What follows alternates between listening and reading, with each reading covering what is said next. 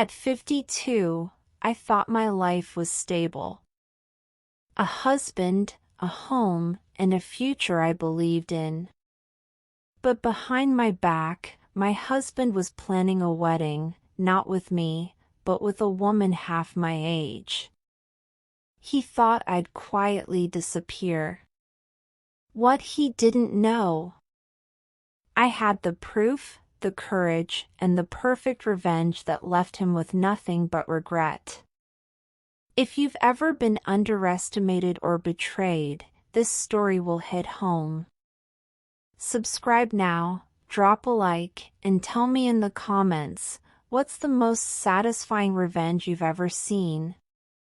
Let's dive in. I'll be honest with you, I didn't marry young.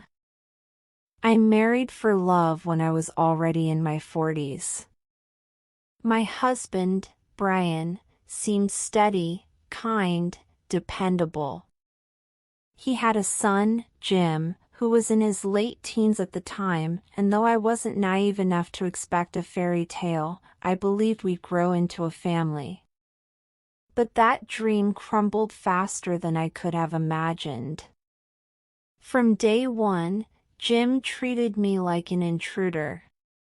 He called me a housekeeper behind my back, sneered at anything I said, and never missed a chance to remind me that I wasn't his real mom. I tried. God knows I tried, birthday gifts, dinners, showing up at his events. Nothing worked. And Brian?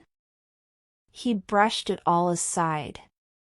He'll warm up eventually, he'd say. But Jim never did. Worse, Brian never once stood up for me. As years passed, Jim only got worse. He inherited money from his late mother and burned through it like a match to gasoline, luxury cars, parties, a constant parade of nonsense. Then the debts came knocking. One night, he cornered me in the kitchen, red-faced and reeking of alcohol. When Dad dies, everything comes to me. Don't get too comfortable in this house, Mary. You're nothing but a squatter. My chest tightened. I wanted to scream, but I stayed calm. Deep down, I knew something wasn't right with this family. Brian had become distant. Long business trips. Late nights. Secretive phone calls he brushed off as work emergencies.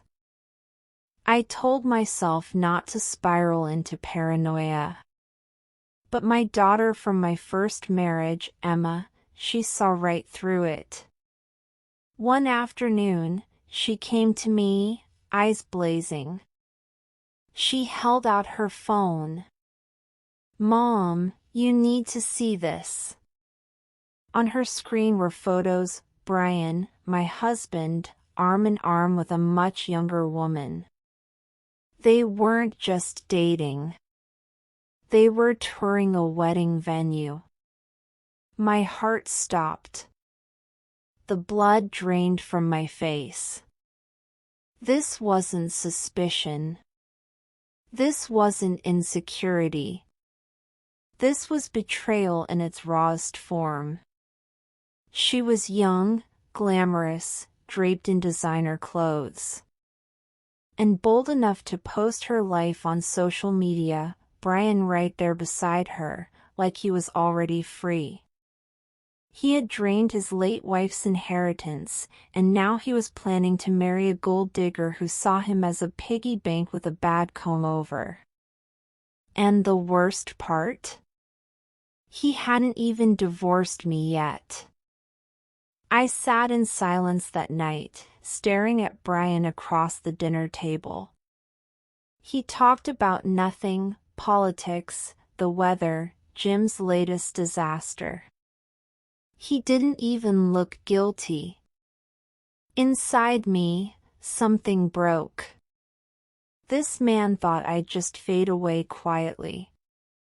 That I'd let him humiliate me, use me, and then toss me aside. Not anymore. Emma and her fiancé, Jack, were relentless. They tracked Brian's movements, snapped photos, pulled public records. Every wedding deposit, every suspicious bank transfer, it all became a tidy folder of undeniable evidence. The more I saw, the more my grief hardened into steel. And when the private investigator we hired handed me his final report, I felt my hands tremble, not from fear, but from power. I wasn't powerless anymore. The next step was simple. Divorce. My lawyer prepped everything. Evidence of infidelity. Evidence of financial misconduct. Evidence that would not just free me, but leave him with nothing. The day came to file the papers. And I'll never forget the look on his face when I walked into City Hall with Emma and Jack by my side. He blinked at me, confused, as though I'd materialized out of thin air. "Mary? What are you doing here?" I slid the documents across the counter. Filing for divorce. His face strained. His mouth opened and closed like a fish gasping for air. In that moment, the mistress's giggles, Jim's sneers, his own indifference, it all collapsed into silence. Brian tried to backpedal. He admitted to the affair but spun excuses. "I was lonely, you never understood me, it's not what it looks like." I didn't even flinch. I reminded him of the financial records. The debts. The lies. The photographs. For the first time in our marriage, I had the upper hand. "And Jim?" He raged, calling me a snake, swearing I was stealing what was rightfully his. But the truth was, Brian had already squandered everything. There was nothing left for Jim to inherit except bills and broken promises. When the divorce finalized, I packed my bags. Not with sorrow, but with a calm I hadn't felt in years. I moved in with Emma and Jack. Their home was warm, filled with laughter and respect, the exact opposite of what I'd endured. For once, I could breathe. And months later, when Emma told me she was pregnant, tears streamed down my face. Not of sadness, but of joy. I was going to be a grandmother. My story wasn't ending, it was just beginning again, with love that was real. Brian thought he could erase me like a chalkboard. Instead, I erased him from my life, and from my future. His mistress quickly discovered the truth: he wasn't wealthy anymore. She left him faster than a shadow at sunrise. Jim, angry and broke, was left shouting into the void. And me? I walked away with dignity, freedom, and a new life. That was the sweetest revenge of all. Here's what I learned: betrayal may break you, but it can also set you free. Justice isn't always about punishment, it's about reclaiming your peace. And trust me, nothing is more powerful than a woman who refuses to be silenced. If you felt that rush of justice, don't forget to like this video and subscribe for more stories where the tables turn. And tell me in the comments, what would you have done in my place?